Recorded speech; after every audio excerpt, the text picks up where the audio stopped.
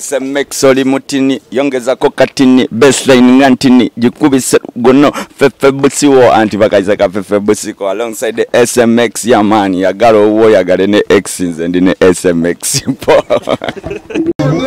God have mercy upon us. Mukaziwe wakani na mukamusajja boyimba bakabasajja ne bagamba muyimbe biyimbe bifu musimali tuyimba tebiriyo katalina mukazi mulala mukazi we yamulese waka ogamba bakabasajja banyuma nga bagamba olimba kati tuba tulimba ola mpisa mbine mwana babasajja batiyisa bubi.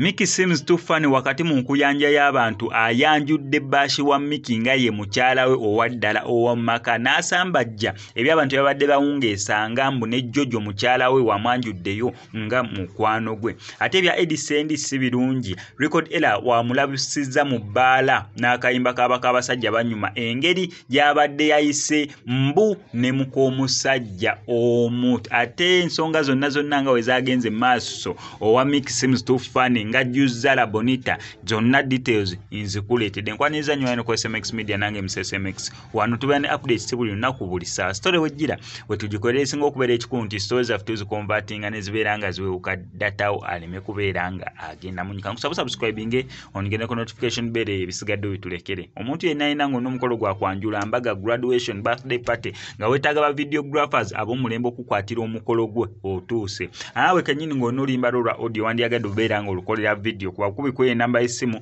ebisigadde obitulekere kobeere ng'olina business wandyagadde okubeera ng'ogiranga naffe wano ku SMX Media kuba kubikuye namba y'essimu ebisigadde obitulekere. Yes, ndoza katutandikire wakatusooke tujjewo Record Ella Butida. Record Ella Butida ne baji abadde mu kubeera nga performinga nga mulimu ne Eddie Sendi nga alina madamu gwali naye madamu nga mulungi muggumivu bulungi nnyo mweru ekisambi.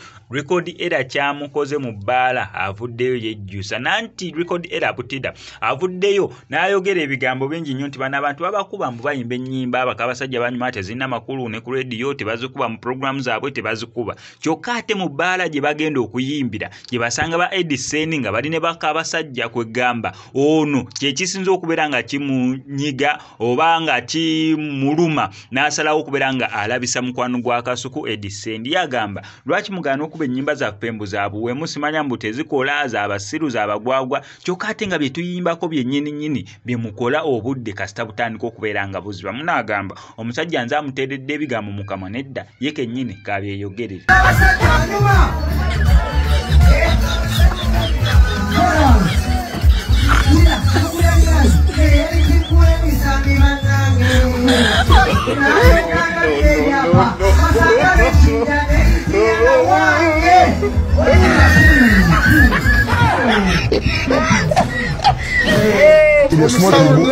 God have mercy upon us. Mukaziwe wakani na mukamusajja boyimba bakabasajja ne bagamba muyimbe biyimbe bifu musimali tuyimba tebiriyo katalina mukazi mulala mukazi we yamulese waka ogamba bakabasajja banyuma nga bagamba olimba kati tuba tulimba ola mpisa mbine mwana babasajja batiyisa bubi zetegandesunga Mendi kusokolere miula nawe twekuba ensigo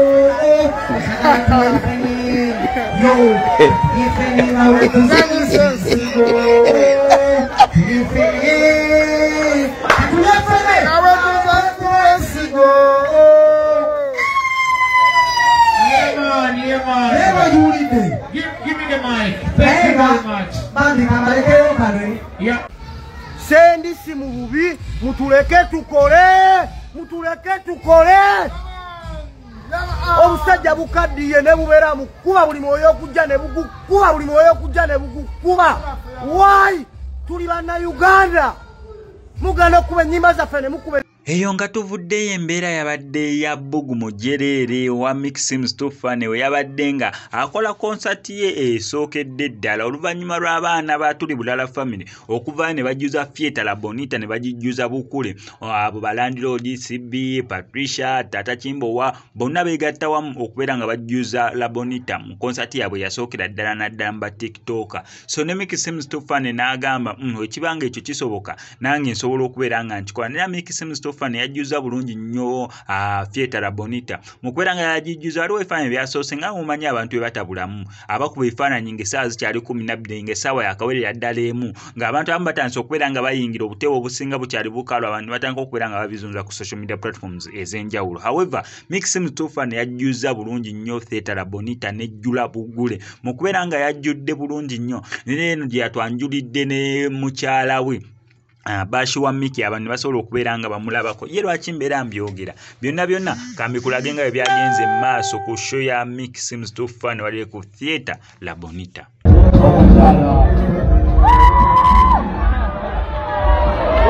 Banaye abakyalo nga bamuyita Jojo njagala okubagamba nti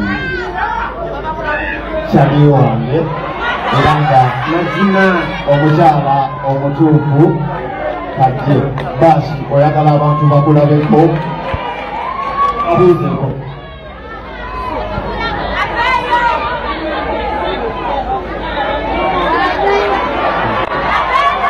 kikigenda maaso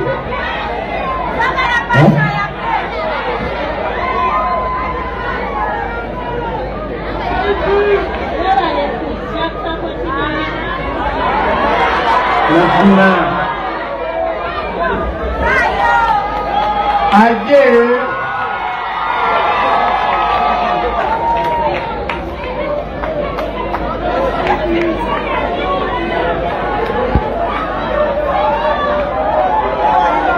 Asuna bulungi.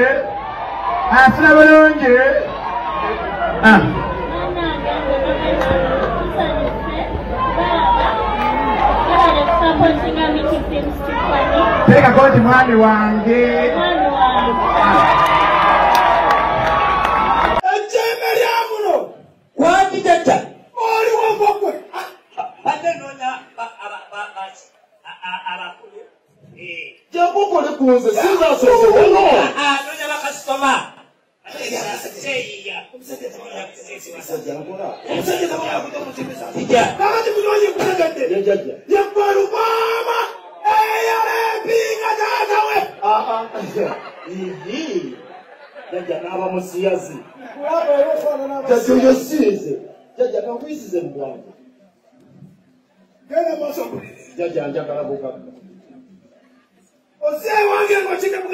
Jaja mbonye nyambadde ndawe yemwe myezi kigenda mwena nsimutuse pafyumu sikyamukozesa muwulira buwulizi kati nzize wano bangambye gwakola ate nga nakolabye ku Facebook ingala ikisozifuna naye bajaja lwaki simukeberako ku TikTok olwase nga basharinga vidiyo zo nemmanyi okola jaja kwe kujja wano owange mukyala atabuli akatabaganyaawo oyagala mukakka munyonyi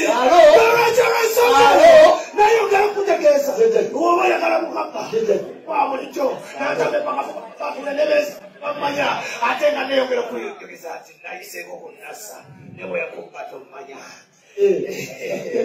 kati munyonyi kubanga wamutezi wekwala tegata kulasano nkutanga nkuwa bukaka obutalikagamba mutamanyi jaja kino ki eryandiba lya ki nkofu nyoka enkofu eri ku ssabo lya jjajjaawo lino lya mamba siya jaja lirabika lya mbaata kuba lya mamba kompakanya omanyamba kusadakirimu jaja lya mamba nzaani awakati nejjajja okola kati munaye munywanyi